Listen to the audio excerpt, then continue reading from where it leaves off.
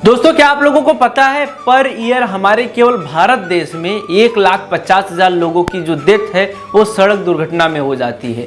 और यहीं पर अगर आप ग्लोबल रेशियो देखें, मतलब पूरे देश का मिला करके देखा जाए, तो यहाँ पर केवल रेशियो निकल के आता है 2,99,000 लोग, जिसमें से 1,50,000 तो हमारे भारत के लोग हैं जिनकी डेथ हो जाती है। ये ऐसा इसलिए होता है क्योंकि उनको जो सड़क के नियम है, जो कानून है, कायदे हैं, वो सही से फॉलो नहीं करते। और जिन लोगों को पता है वो भी, ठीक है, वो भी सभी लोगों के साथ में मिल करके, जैसे कि वो कानून का उल्लंघन कर रहा है, उसको सड़क का नियम नहीं पता है, तो उसी के साथ जिनको पता है वो भी ऐसा करने लगते हैं। वो सोचते हैं कि भाई वो कर सकता है तो मैं क्यों नहीं कर सकता, ठीक है। तो इस प्रकार की चीज़ें नहीं करनी चाहिए। दरअसल आज के हमारे इस वीडियो का टॉपिक था, मतलब लेक्चर सीरीज का टॉपिक था कि मोटर व्हीकल एक्ट को आप लोगों को बताना था कि क्या है मोटर व्हीकल एक्ट। आज के इस वीडियो लेक्चर में बहुत ही रोचक जानकारी आप लोगों को बताने वाले हैं। आई होप, मेरे को नहीं लगता कि यूट्यूब पर ऐसी और भी वीडियो अवेलेबल है जिसमें ये सब जानकारी बताई गई है। हो सकता है हो, लेकिन मुझे तो ऐसा पर्सनली अभी तक नहीं लगता है, ठीक है। और बाकी चलिए फिर शुरू करते हैं और बताते हैं कुछ अमेजिंग फैक्ट हमारे मोटर व्हीकल एक्ट को लेकर के। सब्सक्राइब करें मॉडर्न टीच यूट्यूब चैनल को और इस बेल आइकन पर क्लिक करके ऑल वाला ऑप्शन सिलेक्ट कर ले, ताकि आपको सभी प्रकार के लेटेस्ट एजुकेशनल वीडियो का नोटिफिकेशन। तो दोस्तों, यहाँ पर हम दो पर्पस को ध्यान में रखते हुए चल रहे हैं। फर्स्ट पर्पस ये है कि भाई कुछ लोगों को बताना है कि क्या है यह एक्ट, और सेकंड पर्पस है आप लोगों को, मतलब जो लोग अभी जिसको भी लॉ एलएलबी लिख रहे हैं उनको भी थोड़ा सा उनको समझाना है कि किस प्रकार से यह एक्ट काम करता है, ठीक है। हम दो पर्पस को यहाँ पर ध्यान में रखते हुए ये वीडियो बना रहे हैं, ठीक है। तो फर्स्ट पर्पस के हिसाब से देखा जाए कि उनको जानना ये जरूरी है कि भाई जो ये एक्ट है कब आया था। तो फर्स्ट जो मोटर व्हीकल एक्ट बना था वो बना था 1939, मतलब कि 1939 में। ये जो फर्स्ट पहली बार जो बना था हमारे इंडिया में लागू हुआ था वो इतने में बना था। सेकेंड टाइम उसमें अमेंडमेंट थोड़ा सा हुआ, वो था 1988। आप पेन कापी जिसको भी, मतलब कि एलएलबी के लिए है या फिर बीएलएलबी जो भी है, एलएलबी वाले स्टूडेंट वो थोड़ा सा पेन कापी लेकर के बैठिएगा,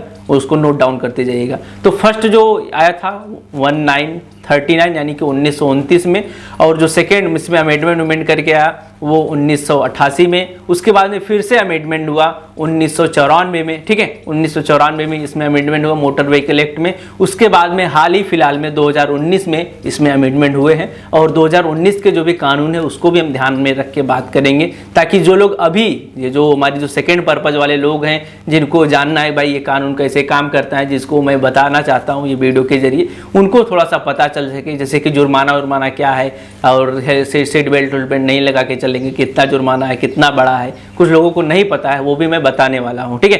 तो चलिए सबसे पहले हम बात कर लेते हैं। सबसे पहले हम एक कहानी के माध्यम से लेके चलेंगे, यहाँ पर आपको कानून भी बता देंगे, और जो लोग वीडियो देख रहे हैं जिनको कानून सीखना है इसके बारे में उनको भी पता चल जाएगा, ठीक है।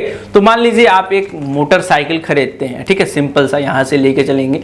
जब आप बाइक खरीदेंगे तो उसके बाद में वहाँ पर कागज पत्तर सब तो ओके करके वो लोग देते हैं, जो कि जिनका कंपनी वाले सब लोग ओके करके देते हैं। उसी के साथ में यहाँ पर मोटर व्हीकल एक्ट में एक चीज़ बहुत ही ज़्यादा उस पर फोकस किया जाता है। वो चीज़ ये है जो कि मैं बता रहा हूँ, वो है बीमा, ठीक है। बीमा क्या होता है? बीमा ये होता है जैसे कि आप जब कभी भी गाड़ी ले रहे हैं, ठीक है, तो उसी के साथ एक इंश्योरेंस करके दिया जाता है। इंश्योरेंस के नाम से लोग जानते हैं, बीमा कुछ लोग जो हैं वो जानते हैं, कुछ लोग इंश्योरेंस के नाम से जानते हैं। तो जो भी लोग हैं, ठीक है, जो भी जिस भी नाम से जानते हैं, इसका अर्थ ये होता है कि जब कभी भी, ठीक है, जब कभी भी आप गाड़ी चला रहे हैं या फिर आपकी गाड़ी टूट फूट गई, जैसे 5 लाख की आप गाड़ी कोई ले लिए, ठीक है, ब्लोरो ले लिया, फिर कोई भी गाड़ी ले ली जो मान लीजिए 10 लाख का आता है, ब्लोरो 12 लाख का आता है, तो ले लिए। उसके बाद में मान लीजिए किसी भी प्रकार की क्षति हो गई, एक्सीडेंट हो गया, ठीक है, तो अभी कुछ लोग क्या होता है, दंगे फसाद में उसको जला दिया जाता है, ठीक है। आप देखते हैं कि यहाँ पे दंगा हो गया, दंगे में ये गाड़ी जल के राख हो गई। तो जब जल के राख हो गई तो भाई उसका जिसका गाड़ी है उसको भी बहुत सारा नुकसान हो जाता है। तो इसके लिए बीमा वो लोग करा के रखते हैं, ताकि जब कभी भी ऐसा कोई सिचुएशन हो, गाड़ी लड़ भिड़ गई या फिर एक्सीडेंट कर दिए, तो उसको क्षतिपूर्ति के लिए जो भी रकम देनी है तो वो फिर बीमा कंपनी वाले देते हैं। तो यहाँ पर बीमा कंपनी का जो यूज होता है वो इस पर्पज से होता है, ठीक है। अब जैसे किसी का एक्सीडेंट हो गया, किसी का डेथ हो गया, तो फिर वहाँ पे 5 लाख, 10 लाख, 20 लाख ऐसे मांगा जाता है, डिमांड किया जाता है। जो जिसकी भी डेथ हुई है उसके परिवारजन ऐसे मांगते हैं, तो आप ऐसा दे नहीं पाएंगे, आपको तो जमीन वमीन जायदाद उधर बेचनी होगी, ठीक है। तो लेकिन यहाँ पर जो बीमा कंपनी होती है वो फिर आपका जो भी पे आउट है वो कर देती है। यहीं पर काफ़ी लोग लापरवाही करते हैं, जो कि बीमा नहीं करवा के रखते हैं। तो प्लीज़ अपने व्हीकल का, जो भी आपका वाहन है, जो भी आप यूज़ करते हैं, उसकी बीमा आप करवा लीजिएगा, ठीक है। policybazaar.com हो गया, मैं प्रचार करने आया हूँ, नहीं आया हूँ, आप देख लीजिएगा अपने हिसाब से। और उसके बाद में पॉलिसी ज़रूर करवा के रखिए। क्या यूज़ है मैं आपको बताऊंगा। सबसे पहले आपने एक गाड़ी खरीद लिया, पॉलिसी वॉलिसी करवा लिया, शुरुआत में तो करके देते हैं, कोई 5 साल का करके देता है, कोई 1 साल का करके देता है, ठीक है। तो इस प्रकार की चीज़ें हैं। अब मान लीजिए आप मतलब कि ठीक है, अब मान लीजिए आपने एक बाइक खरीदी, आपने उसका सब डॉक्यूमेंट कर लिया, तो अब हम सबसे पहले कानून की यहाँ पर बात करते हैं। भाई अगर मेरे को वो गाड़ी बेचनी हुई तो मेरे को क्या करना होगा। तो देखिए यहाँ पर जब भी आप कोई गाड़ी अपना बेचेंगे तो यहाँ पर जो भी वो आइडेंटिटी प्रूफ जो भी आपने शुरुआत में बाइक खरीदी थी या फिर जो भी आपने गाड़ी खरीदी थी, तो उस पर आपका नाम लिखा होता है, भाई ये जो गाड़ी है इनके नाम पे रजिस्टर हो चुकी है, नंबर प्लेट आ जाता है, वो सभी चीज़ें आ जाती हैं, ठीक है। तो उसका भी हस्तांतरण करवाना होता है, हस्तांतरण मतलब ट्रांसफ़र करवाना होता है। तो इसके लिए आपको RTO ऑफिस जाना होगा, आप जाएंगे और जिसको आप सेल कर रहे हैं वो जाएगा, साथ में दोनों लोग, ठीक है, आप और जिनको आप सेल कर रहे हैं वो गाड़ी, ठीक है, वो जाएगा और RTO ऑफिस जाएंगे। वहाँ पर एक कागज़ पत्तर पूरी सब वहाँ पर होती है, वो मांगेंगे भाई आधार कार्ड दो, ये दो, वो दो, सब कुछ ले करके उसके बाद में जैसे कि पहले मेरे नाम से बाइक थी, उसके बाद में मैं आपको सेल आउट कर रहा हूँ, तो वो फिर वहाँ पर RTO ऑफिस में वो आपका नाम चढ़ा देंगे, भाई अब इस जो गाड़ी है इस पर मालिकाना हक इनका है। यहाँ पर एक क्वेश्चन आता है, काफ़ी लोगों को कन्फ्यूज़न होगा भाई, जैसे कि हमने मतलब मेरा 5 साल का इंश्योरेंस था, ठीक है, 5 साल का मेरा इंश्योरेंस था, तो अभी वो जो गाड़ी है हमने किसी अन्य पर्सन को ट्रांसफ़र कर दी, उसको मैंने सेल आउट कर दिया। अब बताइए कि यहाँ पर बीमा कंपनी मतलब कि अगर वहाँ पर एक्सीडेंट होता है तो वो फिर पैसा वैसा देगी या फिर नहीं देगी, ठीक है, क्योंकि पहला जो भी उस गाड़ी के ओनर थे वो तो हम थे, उसके बाद में मैंने उसको मतलब कि ट्रांसफ़र कर दिया दूसरे को, वो ओनर हो गया, ठीक है। तो वो ओनर हो गया, उसके बाद में पॉलिसी वाले को तो नहीं पता है चीज़ें कि भाई कौन ओनर है कौन नहीं है, ठीक है।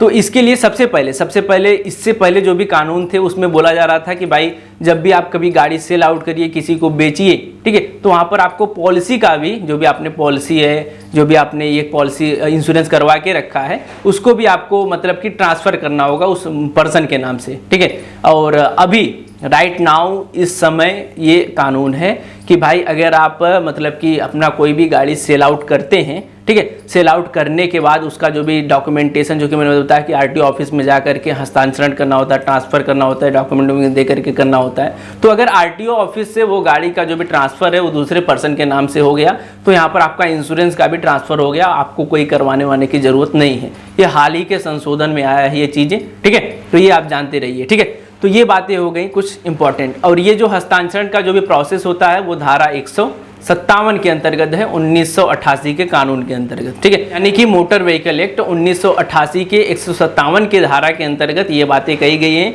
कि अगर आप किसी भी वाहन को हस्तांतरित करते हैं, ठीक है, या फिर आप ट्रांसफ़र करते हैं किसी अन्य पर्सन के नाम से, तो उसके साथ में जो भी इंश्योरेंस है वो भी सब ट्रांसफ़र हो जाते हैं उसी के नाम से, ठीक है। तो मतलब कि अगर वो एक्सीडेंट उसके होगा या फिर उसका गाड़ी टूटे फूटेगा तो फिर अभी इंश्योरेंस जो भी करने वाला है वो उसको देखेगा, जो भी गाड़ी की क्षति होगी या फिर उससे एक्सीडेंट हुआ होगा वो सब वहाँ पे देखा जाएगा वो चीज़ें, ठीक है। थोड़ा सा समझने का प्रयास करिएगा, ठीक है। और बाकी यहाँ पर नेक्स्ट पॉइंट की तरफ अब बढ़ते हैं। जैसे कि मान लीजिए यान टक्कर मारकर फरार हो गया है, ठीक है। अब मान लीजिए आप गाड़ी चला रहे थे और कोई दूसरा गाड़ी वाला वो आपको टक्कर मार के भाग गया, अब आप क्या करेंगे उस स्थिति में। यहाँ पर एक बहुत ही यहाँ पर ये जो नए कानून के अंतर्गत कुछ नई चीज़ें जोड़ी गई हैं। इसके अंतर्गत ये है जो 3-4 संशोधन मैंने आपको शुरुआत में बताया वो सब इसी के अंतर्गत ऐसा संशोधन किया गया है कि मान लीजिए कोई अगर गाड़ी है टक्कर मार के निकल ली, तो यहाँ पर अब भाई क्या करेंगे, उस पर्सन से कैसे क्षतिपूर्ति लेंगे। तो यहाँ पर जिससे आपने इंश्योरेंस करवाया है उससे आप जनरल, ठीक है, जनरल इंश्योरेंस कॉरपोरेशन के जरिए आप मांग सकते हैं, भाई मेरे को जो भी क्षति हुई है आप उसको बताइए, ये मेरे को क्षति हुई है और मेरे को थोड़ा सा जो भी, वो ज़्यादा तो नहीं देगा आपको शुरुआत में। तो जैसे कि अगर आप घायल हुए हैं तो आपको 50,000 रुपये देगा, और अगर आपकी डेथ हो गई है उस आपके ऐसा हो ना, लेकिन अगर हो गई है तो यहाँ पर 2 लाख रुपए वो जनरल इंश्योरेंस कॉरपोरेशन आपको देगा, ठीक है। जो भी सामान अगर आप बीमा करा के रखें या फिर सामान्य बीमा की जो भी कंपनियां हैं वो आपको देंगे अगर आप बीमा करा के रखे हुए हैं। तो अगर कोई टक्कर मार के आपको निकल लिया है तो 2 लाख रुपए आपको इंश्योरेंस की तरफ से आपको मिल जाएंगे, ठीक है। तो इस प्रकार की चीज़ें नए कानून के अंतर्गत आई हैं। बाकी जिसको और भी इसके बारे में जानना है, टक्कर मार के निकल लिया है और मतलब कैसे लिया जाएगा, तो आप जनरल इंश्योरेंस कॉरपोरेशन लिख करके गूगल पे सर्च कर लीजिए, वहाँ पर उसकी एक वेबसाइट है, आप उसको देख लीजिएगा, वो आपको सब बता देंगे। वहाँ पर कॉलिंग वॉलिंग का भी नंबर है, वहाँ पर आपको वो चीज़ जानकारी मिल जाएंगी, ठीक है। तो ये चीज़ें हैं। और एक बात ये है कि जैसे कि दूसरी की गलती है, अब जैसे कि कभी कभी क्या होता है कि आप बाइक लेके जा रहे हैं या फिर कार लेके जा रहे हैं और दूसरा बंदा तेज़ी से भ्रुम भ्रुम करते हुए आया, आपके गाड़ी में ठोक दिया, ठीक है। तो इस प्रकार की चीज़ें अगर वो करता है तो यहाँ पर भले ही उस पर्सन की गलती हो, फिर भी यहाँ पर अगर आप इंश्योरेंस करवा के रखे हैं फिर भी, ठीक है, आपको उनको पे आउट करना पड़ेगा, ठीक है। जैसे कि मैंने आपको बताया, गाड़ी आप चला रहे हैं और किसी दूसरे बंदे की गलती है, गलती से वो आकर के ठोक देता है या फिर बहुत स्पीड में था आकर के ठोक देता है, वो घायल हो गया या फिर डेथ हो गई, फिर भी आपको वही पे आउट दिया, आपके जो भी इंश्योरेंस वाले हैं वो ही पे आउट करेंगे। और वो पे आउट होगा, जैसे उसको अगर घायल हुआ है तो उसको 50,000 रुपये दिया जाएगा, अगर उसकी डेथ हो गई है तो 2 लाख रुपए देंगे वो, ठीक है, इंश्योरेंस वाले, आपके इंश्योरेंस वाले, ठीक है, वो पे आउट करेंगे। और जैसे कि अब वो अगर उससे ज़्यादा रकम की डिमांड करते हैं, जैसे कि इनकी डेथ हो गई, जिसकी गलती थी, भूम भूम करके आ रहे थे और लड़ गए, और जिनकी गलती थी वो अगर बोल रहे हैं भाई हम 2 लाख रुपए में नहीं होगा, मैं इस 2 लाख रुपए नहीं लूँगा, फिर वहाँ पे आपको, ठीक है, जो कि मतलब कि आप जो भी ओनर है उस गाड़ी के, जिसके गाड़ी में ठुकी है, ठीक है, उसने ठोका है, उसको ये थोड़ा सा प्रूव आउट करना पड़ेगा कि भाई ये जो बंदा था वो खुद की गलती, सेल्फ उसकी गलती से ये जो एक्सीडेंट है वो करित हुआ था, और वो जा कर के, ठीक है, मेरे गाड़ी में वो आकर के मेरे गाड़ी में ठोक दिया और इसमें मेरी कोई गलती नहीं थी, फिर भी मेरे जो इंश्योरेंस वाले हैं वो इतना पे आउट कर रहे हैं, 2 लाख रुपए का पे आउट कर रहे हैं। अब इनसे ज़्यादा डिमांड हो रही है, ये ज़्यादा डिमांड कर रहे हैं, ठीक है। तो यहाँ पर अभी आपको कोर्ट में जाना होगा, ये सब चीज़ें कोर्ट में होगी फिर, ठीक है। तो अगर आप उसकी उपेक्षा साबित कर देते हैं, उसकी गलती आप साबित कर देते हैं, तो वो जो 2 लाख रुपए आप दे रहे थे, ठीक है, वो 2 लाख रुपए जो आप दे रहे थे वो तो आपको देना ही है, लेकिन जो एक्स्ट्रा वो जो मांग रही थी चीज़ें, वो जो मांग रहा था भाई मेरे को एक्स्ट्रा अभी मेरे को दो, मेरे को अभी ज़्यादा रकम बढ़ा के दो, तो वो आपको थोड़ा सा उसमें रिलीफ मिल जाएगा। जैसे कोर्ट मान लीजिए फैसला देता है भाई 3 लाख रुपए दे दो, उसकी गलती है फिर भी 3, आपको ये तो जानना है कि उसको देना ही, अगर उसकी डेथ हो गई तो उसको देना ही पड़ेगा, चाहे कुछ भी हो जाए, लेकिन थोड़ा सा रकम कम हो जाएगी अगर आप उसकी जो नेग्लिजेंस है, उसकी जो गलती है वो अगर आप प्रूव आउट कर देते हैं। नेग्लिजेंस क्या होता है मैंने बताया है, आई बटन में लिंक मिल जाएगा, ठीक है। तो इस प्रकार की चीज़ें होती हैं। अब जानते हैं कि भाई जैसे कि अब कोई मामला है इस प्रकार से नहीं निपट रहा है, 50,000 और 2 लाख के अंतर्गत कोई मामला नहीं निपट पा रहा है, तो फिर क्या होगा? फिर हमारे डिस्ट्रिक्ट में कोर्ट है जिसका नाम है मोटर एक्सीडेंटल क्लेम ट्रिब्यूनल करके इसका नाम है, हिंदी में इसको बोलते हैं मोटर दुर्घटना दावा न्यायाधिकरण, ठीक है। इसका निर्माण राज्य सरकार के अंतर्गत किया जाता है और राज्य सरकार इसका निर्माण करवाती है। और जैसे कि कहीं किसी क्षेत्र में ज़्यादा एक्सीडेंट हो रहे हैं तो वहाँ पर ये जो न्यायालय है मोटर एक्सीडेंट क्लेम्स ट्रिब्यूनल, ये और भी ज़्यादा, ठीक है, बना देगी वो राज्य सरकार, ताकि ज़्यादा से ज़्यादा जो भी फैसले हैं फटाफट निपटाए जा सकें, ठीक है। और यहाँ पर अगर आप केस फाइल करते हैं, जैसे कोई मामला नहीं सिलटा, मोटर व्हीकल एक्ट को लेकर कोई मामला नहीं सिलटा सामान्य रूप से, जैसा कि अभी तक हमने बताया, पीछे बात किया, उसमें से नहीं निपटा, तो फिर वहाँ पर वो जाती है उस कोर्ट में जो भी है मोटर एक्सीडेंटल क्लेम ट्रिब्यूनल, ठीक है, इस कोर्ट में जाएगी। उसके बाद में कोर्ट में फिर देखा जाएगा क्या किसकी गलती है, वो सब फिर केस का वहाँ पर प्रोसीजर होगा, ठीक है। और इसके बाद में मान लीजिए वहाँ पर कोई फैसला निकल के आता है, आप उससे राजी नहीं हैं, ठीक है, तो फिर वहाँ के बाद आप डायरेक्ट हाई कोर्ट में अपील कर सकते हैं, फिर हाई कोर्ट के जरिए आपकी सुनवाई होगी, ठीक है। अब चलिए बात करते हैं कि मान लीजिए कोई रकम है वहाँ पे आपने कोर्ट में गया, कोर्ट में जो भी मैंने बताया अभी केस चल रहा था, ट्रिब्यूनल वाले कोर्ट में केस चल रहा था, और उस कोर्ट में जो भी क्षतिपूर्ति है उसका निर्धारण कर दिया, जो भी मतलब जज साहब ने बोला कि भाई आपको इतना 3 लाख रुपए उसको देने हैं, तो ये 3 लाख रुपए कौन देगा? ये क्वेश्चन आपके मन में ज़रूर उठ रहा होगा कि भाई अब कोर्ट में गए थे और कोर्ट में एक फैसला निकल के आया, तो वो जो कोर्ट है फैसला तो सुना दिया, अभी वो फैसला का जो भी रकम है वो कौन देगा? तो वो उसका भी जो निर्धारण है वो कोर्ट कर देती है। जैसे कि आप इंश्योरेंस करवा के रखे हैं तो इंश्योरेंस के जरिए आपकी जो भी, ठीक है, जो भी वो है क्षतिपूर्ति है वो दिलाई जाएगी। लेकिन इंश्योरेंस कंपनियां यहाँ पर थोड़ा सा ज़्यादा निकलने का प्रयास करती हैं ताकि जो भी पैसा है वो देने से वो बच सकें। जैसे कि आप मतलब कि जो भी वो गाड़ी चला रहा था, जो कि आपका गाड़ी था, वो जो चला रहा था उसके पास अगर लाइसेंस है तब तो ठीक है, तब तो कोई दिक्कत नहीं। अगर लाइसेंस नहीं है तो वो डायरेक्टली मना कर सकती हैं, वो बोल सकती हैं भाई मैं इसका पे आउट नहीं करूँगा, क्योंकि बिना ड्राइवर जो भी मतलब कानून के जरिए उसको मान्यता नहीं प्राप्त थी गाड़ी चलाने की, फिर भी वो चला रहा है, ठीक है, ऐसा वो बोलती हैं। ठीक, जो कंपनियां हैं, जो भी बीमा कंपनियां हैं, ऐसे बोलती हैं आपको कि भाई उसको लाइसेंस जब प्राप्ति नहीं है, फिर भी वो गाड़ी चला रहा है तो एक्सीडेंट होना लाजमी है। तो ऐसा करेंगे तो फिर मैं पे आउट नहीं करूँगा, जो भी क्षतिपूर्ति है मैं नहीं करूँगा। ठीक है, तो ये हमेशा आप ध्यान रखिए, लाइसेंस लेकर के चलिए। अगर एक्सीडेंट होगा तभी बीमा कंपनी वाले, मतलब एक्सीडेंट वैसे पे ना हो लेकिन अगर होता है तभी ऐसा वो करेंगे। बिना लाइसेंस के चलेंगे तो दिक्कत होगी, बीमा कंपनी वाले पैसा भी नहीं देंगे, आपको भी पैसा पे आउट करना पड़ेगा घर द्वार बेच के। इस प्रकार की चीज़ें हैं।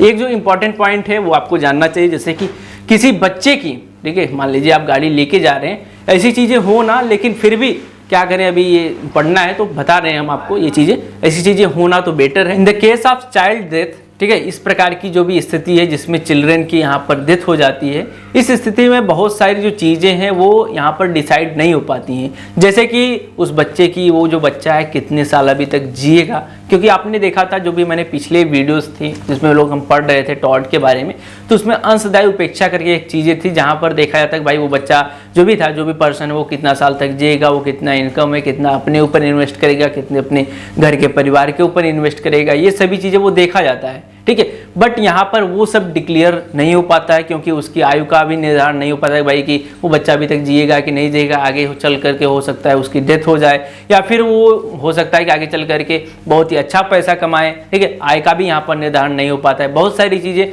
अनडिसाइडेबल होती है। तो यहाँ पर जो भी परिवार के जो उनके सदस्य हैं, ठीक है, जो भी उनकी डिमांड होती है, बट वहाँ पर रियल जो मतलब कि एक मतलब कि सामान्य रूप से जो डिमांड है वो पूरी करने के प्रयास किया जाता है। ऐसा नहीं सभी डिमांड पूरी करने के प्रयास किया जाए, लेकिन यहाँ पर जो भी एक मतलब जस्टिस वाला न्यायिक पूर्ण जो भी यहाँ पर उनकी डिमांड है वो पूरी की जाती है। जैसे कि अभी इसको दंड दिलाना हुआ तो फिर दंड दिलाया जाएगा, अभी क्षतिपूर्ति की मांग कर रहे हैं जो भी परिवार के लोग हैं शिशु के, तो वहाँ पर उसको उस जो पर्सन है जो भी गाड़ी चला रहा था उसको दंड फिर दिया जाएगा। ठीक है, यहाँ पर उनकी डिमांड को थोड़ा सा ध्यान में रखा जाता है और इस प्रकार की चीज़ें यहाँ पर डिक्लेयर नहीं किया गया है। जो भी हमारा बुक है उसमें भी ऐसा डिक्लेरेशन नहीं किया गया है कि भाई शिशु रहेगा तो उसको इतना क्षतिपूर्ति पर दिया जाएगा, ऐसा कुछ भी नहीं है, क्योंकि इस प्रकार की चीज़ों में बहुत ही कठिनाई होती है।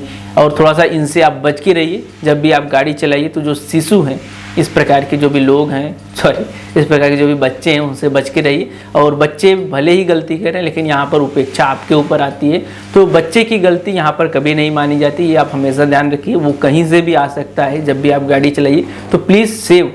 इस प्रकार की जो भी बच्चे जो भी बहुत ज़्यादा खेलते कूदते इधर उधर घूमते टहलते रहते हैं, उनसे आप बचे रहिए, क्योंकि इस प्रकार की स्थिति में बहुत ही ज़्यादा हानि आपको होने वाली है अगर इस प्रकार के केस आपके ऊपर 4 जगह लग गए तो। ठीक है, तो इस प्रकार की चीज़ें आप ध्यान रखिएगा। और यहाँ पर एक नियम और यहाँ पर चलता है, घटनाएं स्वयं बोलती हैं। ये जो नियम है, जो रेस्पा लोकेटर का जो सिद्धांत है, जो कि मैंने बताया था, जिसको देखना हुआ मैं लिंक डाल दूंगा डिस्क्रिप्शन में, नहीं तो आई बटन में, आप लोग देख लीजिएगा। घटनाएं स्वयं बोलती हैं क्या नियम है। जैसे कि कोई घटना घटित हुई तो वो उसका स्वयं जो घटना को देख करके, भाई कुछ लोगों को पता चलता है भाई कैसे कैसे एक्सीडेंट हुआ होगा, तो इस प्रकार की चीज़ें इस सिद्धांत में आती है, आप लोग देख लीजिएगा। तो ये सब तो चीज़ें हो गई भाई, पुरानी जो भी सभी चीज़ें थी वो सब। अब यहाँ पर जानते हैं भाई 2019 में कौन कौन से इंपॉर्टेंट बदलाव किए गए हैं आपके लिए। ठीक है, वो देख लीजिएगा। यहाँ पर एक सबसे पहले सड़क सुरक्षा बोर्ड बनाया गया। सड़क सुरक्षा बोर्ड बनाने का मतलब यहाँ पर क्या था, क्या उसका यूज है, वो भी मैं आपको बता देता हूँ। कुल यहाँ पर 3-4 नए प्रकार के यूज उसको दिए गए, मतलब ये आप काम करिए। सड़क सुरक्षा बोर्ड मतलब कि एक मतलब ग्रुप बना दिया गया सड़क को लेकर के, भाई ये सब चीज़ें देखेंगी। तो उसका काम क्या है मैं आपको बता देता हूँ। जैसे कि मोटर वाहन का स्टैंड क्या होगा, ठीक है, स्टैंड का वो निर्धारण करेगी कि भाई कौन कौन सी कैटेगरी की मोटर वाहन आएंगी, कितने डीजल पे, ये सब वो बना के कानून बनाकर बताती हैं। ठीक है, कानून नहीं बनाती, वो जस्ट सजेशन देती हैं केंद्र सरकार और राज्य सरकार को। ठीक है, ये जो सड़क सुरक्षा बोर्ड है वो बस सजेशन देती है, बाकी वो जो राज्य सरकार है, केंद्र सरकार है, वो उस पर अमल करती है, उसको मतलब मानती है। जो भी अच्छा रहेगा वो लेगी, जो भी नहीं रहेगा उसको हटा देगी। ठीक है, इस प्रकार की चीज़ें हैं। और बाकी वो देखती है भाई लाइसेंस का किस प्रकार के रजिस्ट्रेशन होगा, जो गाड़ी जो आप मैंने बताया कि आप सेल आउट कर रहे हैं वो किस प्रकार से ट्रांसफ़र होगा, उसमें कौन कौन सा डॉक्यूमेंट लगेगा, वो सब चीज़ें भी इसका निर्धारण ये लेती है। और सड़क सुरक्षा का मापदंड वो भी करती हैं भाई। जैसे कि सड़क पर आप जा रहे हैं तो ज़्यादा से ज़्यादा दुर्घटना न हो, ज़्यादा से ज़्यादा दुर्घटना न हो, ऐसी स्थिति का वो मापदंड करती हैं। ऐसे नए कानून, ऐसे नए तरीके वो लाने का हमेशा प्रयास करती हैं। और साथ में नए जो टाइप के वाहन हैं, जैसे कि मतलब कि इलेक्ट्रिक वाहन हो गया, ई रिक्शा हो गया, और बाकी इलेक्ट्रिक जो भी कार हो गई इन सबको वो बढ़ावा देती हैं जो सड़क सुरक्षा बोर्ड है, ताकि जो प्रदूषण है पोल्यूशन है कम हो सके। ठीक है। और दोस्तों ये जो मोटर व्हीकल एक्ट है जो कि 2019 में हाल ही में जो संशोधन हुआ है उसमें क्या क्या बदलाव किए गए हैं, जैसे कि सीट बेल्ट ना लगाने पर कैसा कैसा जुर्माना है। ठीक है, बहुत सारी अलग अलग टाइप की चीज़ें यहाँ पर बहुत सारी बदलाव किए गए हैं जो कि मैंने इंपॉर्टेंट पॉइंट के जरिए यहाँ पर लिखा हुआ है, आप लोग देख लीजिए एक बार। जैसे कि गोल्डन आवर के अंतर्गत यहाँ पर योजना बनाने का भी बताया गया कि भाई गोल्डन आवर क्या होता है, जैसे कि किसी भी पर्सन का एक्सीडेंट हुआ तो एक्सीडेंट में क्या होता है वो उसको चोट वोट लग जाती है, सर और से खून निकलने लगता है, तो लगभग 1-2 घंटे का चांस होता है, उसी के बीच में अगर उसको डॉक्टर के पास वो अगर पहुंच जाए, ठीक है, तो वो बच सकता है, अगर नहीं पहुंचे तो नहीं बच सकता, इस प्रकार की स्थिति होती है। तो ये जो बीच का जो टाइम पीरियड है जब से एक्सीडेंट हुआ डॉक्टर के पास गए वहाँ पर जो जब तक वो सही नहीं हो जाता है, तो ये जो बीच के जो भी टाइम है वो गोल्डन आवर के अंतर्गत काउंट होते हैं। तो गोल्डन आवर के अंतर्गत क्या होता है कि जैसे कि अभी किसी का एक्सीडेंट हो गया तो हो सकता है उसका पैर टूट गया, हो सकता है कहीं पर लग गया, तो उसमें क्या होता है ज़्यादा पैसे लगते हैं, जो भी डॉक्टर लोग होते हैं उसमें ज़्यादा पैसे की डिमांड होती है।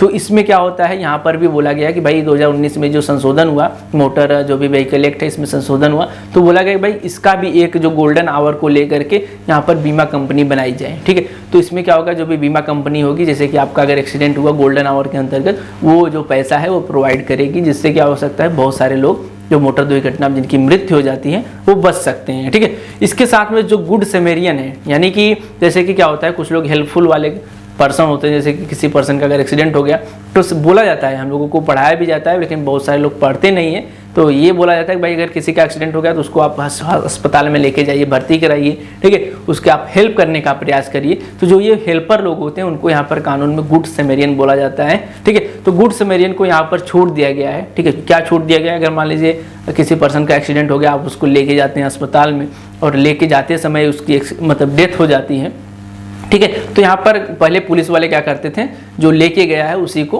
उठा करके जेल में डाल देते थे। ठीक है, लेकिन यहाँ पर 2019 में जो भी ये कानून में संशोधन हुआ मोटर व्हीकल एक्ट में, इसके अंतर्गत बोला गया कि भाई गुड जो सेमेरियन है वो मृत्यु होने पर वहाँ पर उसको दायी नहीं माना जाएगा, उसको वहाँ पर दायी नहीं ठहराया जाएगा, इस प्रकार की चीज़ें। ठीक है, और जो थर्ड यहाँ पर जो मेन बहुत ही इंपॉर्टेंट यहाँ पर बदलाव किया गया था 2019 के अंतर्गत, वो ये किया गया था कि वाहन अगर खराब है, जो कि वातावरण के लिए अगर पॉल्यूशन छोड़ रहा है, जैसे कंपनियां वाले कुछ लोग होती हैं वाहन बनाते हैं, मतलब गाड़ी बना रही हैं, कुछ गाड़ी क्या होता है कि उसको बना करके भेज दिए चलने के लिए, तो वो क्या होता है कि पॉल्यूशन करता है, वो सही से नहीं चलता है, ठीक तरीके से नहीं काम करता है। ठीक है, अगर नहीं ठीक तरीके से काम करता है तो ये बोला गया कि वो क्या कर सकती हैं, वो जो भी बंदा खरीदा है बाइक, वो फर्स्ट काम ये कर सकता है कि वो कंपनी वाले को बोल सकता है या तो ये मेरी गाड़ी जो भी है वो बदल दो, एक्सचेंज कर दो, ये ले लो दूसरा दे दो, या तो फिर मेरी जो भी कीमत है पूरी जो भी मैंने आपको दिया है वो लौटा दो। ठीक है, इस प्रकार की चीज़ें जो भी गाड़ी वाले हैं जिन्होंने खरीदा है वो कर सकते हैं। इसी के लिए यहाँ पर वातावरण जो टेस्टिंग वेस्टिंग वाला जो चीज़ें हैं वो अब चालू हो गई हैं। अगर उसमें आपका जो भी गाड़ी है वो सही नहीं है तो आप बदल सकते हैं, इस प्रकार की चीज़ें आप कर सकते हैं। ठीक है, लेकिन आप जानते रहेंगे तब ना करेंगे।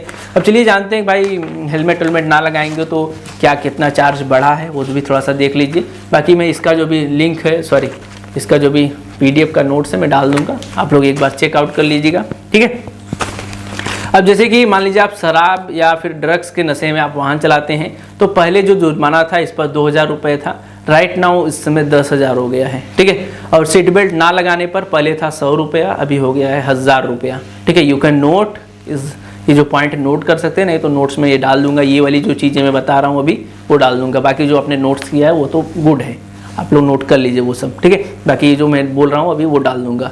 ठीक है, और जैसे कि दोपहिया वाहन में 2 से अगर आप अधिक लोग बैठेंगे तो उसमें पहले का जो भी चीज़ें थी वो थे 100 रुपये चार्ज लगता था उसको जुर्माना के तौर पर, अभी 1000 रुपये कर दिया गया है। अगर आप हेलमेट नहीं लगाए हैं, गाड़ी चला रहे हैं, पहले लगता था 100 रुपये लोग दे करके निकल लेते थे, लेकिन अभी 1000 रुपये हो गया है। वो 3 माह तक जो भी आपकी लाइसेंस है वो निलंबित कर दी जाएगी, तो हेलमेट लगा के चलिए।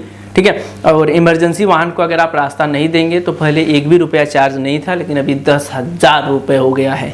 इस प्रकार की चीज़ें यहाँ पर एडवोकेट लोग थोड़ा सा नोट डाउन कर सकते हैं। जैसे कि कोई बंदा है इमरजेंसी, ठीक है, जाती रहती है, हम भी जाते हैं, कभी गाड़ी वाड़ी जाती रहती है, इस प्रकार की चीज़ें कुछ लोग नहीं, ठीक है, रास्ता नहीं देते हैं, तो उनको आप बता सकते हैं भाई आप अगर रास्ता नहीं देंगे तो हम जैसे वीडियो निकाल लीजिए और फिर भेज दीजिए उनको, जो भी कानून वाले हैं भेज दीजिए, कैसे भेजना है वो सब बाद में बात करेंगे, लेकिन ऐसा हो सकता है 10,000 रुपये उसके ऊपर चार्ज लग सकता है।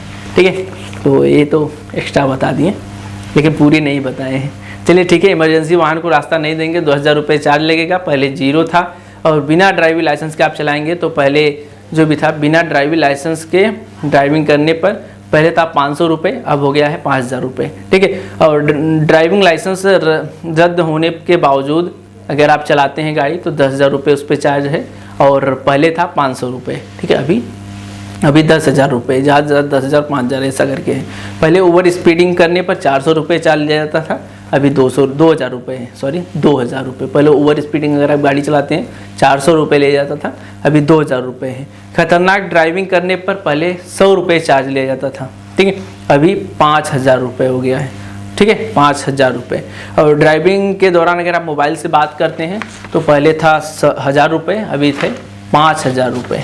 ठीक है। और बिना परमिट पाए जाने पर, परमिशन आपको नहीं है फिर भी आप जा रहे हैं, पहले 5,000 रुपये जुर्माना था, अभी 10,000 रुपये है। और गाड़ियों की ओवरलोडिंग पर पहले 2,000 और 2,000 से थोड़ा सा अधिक था, लेकिन अभी 20,000, ठीक है, 20,000 हो गया है। 20,000 किसके लिए? 2,000 प्रति टन के लिए। ठीक है, 2,000 रुपये प्रति टन के लिए वहाँ पर चार्ज बढ़ जाएगा। ठीक है, ये मैं डाल दूंगा, एक बार आप देख लीजिएगा। और बिना इंश्योरेंस के अगर आप गाड़ी चला रहे हैं तो पहले 1,000 रुपये जुर्माना था, अभी 2,000 रुपये है। और इसी कानून के अंतर्गत जो 2019 में संशोधन हुआ, इसमें ये जो इंश्योरेंस करवाना यहाँ पर कंपलसरी कर दिया गया है, ये भी आप जानते रहिएगा। ठीक है। अगर कोई नाबालिग है जिसकी एज 18 साल नहीं हुई है, वो गाड़ी चला रहा है, तो वहाँ पहले 0 का चार्ज था, अभी क्या है 25,000 रुपये आपको देना होगा, प्लस 3 साल आपको आपके जो भी उनके जिसके नाम पे गाड़ी है उनको सज़ा होगी, जो भी अभिभावक हैं। ठीक है, जो भी उस बच्चे के जो भी पिता हैं, ब्रदर हैं, उन सबको 3 साल की सज़ा होगी। इसी के साथ वाहन का जो भी रजिस्ट्रेशन है वो ख़त्म कर दिया जाएगा। इसी के साथ नाबालिग को 25 साल की उम्र तक लाइसेंस नहीं दिया जाएगा। ठीक है, इस प्रकार की चीज़ें हैं। तो नाबालिग लोग प्लीज़ गाड़ी ना चलाएं, इससे एक्सीडेंट कम होगा। कुछ लोग नहीं देखते हैं, छोटे छोटे आजकल बच्चे मोटरसाइकिल लेके उड़ते रहते हैं, इसीलिए इतना कठोर कानून बनाया गया। 25,000 रुपये जुर्माना, 3 साल यहाँ पर सज़ा भी, और वाहन का रजिस्ट्रेशन भी खत्म कर देंगे। और नाबालिग को, जो भी नाबालिग बच्चा है, उसको 25 साल तक लाइसेंस नहीं मिलेगा। ठीक है, तो काफ़ी डेंजर ये रेशियो है। और ये जो चीज़ें मैं डाल दूँगा, आप देख लीजिएगा, हो सकता है कुछ बताने में भी आपको समझ में ना आए हुई चीज़ें आप लोग देख लीजिएगा, नीचे मैं डाल दूंगा डिस्क्रिप्शन में। ठीक है, तो आई होप आज की ये वीडियो लेक्चर आपको पसंद आई होगी। मोटर व्हीकल एक्ट आज खत्म हो गया, और भी कुछ चीज़ें जाननी हुई तो आप कमेंट कर दीजिएगा, नेक्स्ट वीडियो में बता देंगे। नेक्स्ट वीडियो है हम लोगों का कंज्यूमर प्रोटेक्शन एक्ट, उसको हम लोग पढ़ेंगे। Thanks for watching guys, bye bye, जय हिंद। वीडियो कैसा लगा कमेंट करके बताइएगा, और लाइक वाइक नहीं किया है तो कर लीजिए।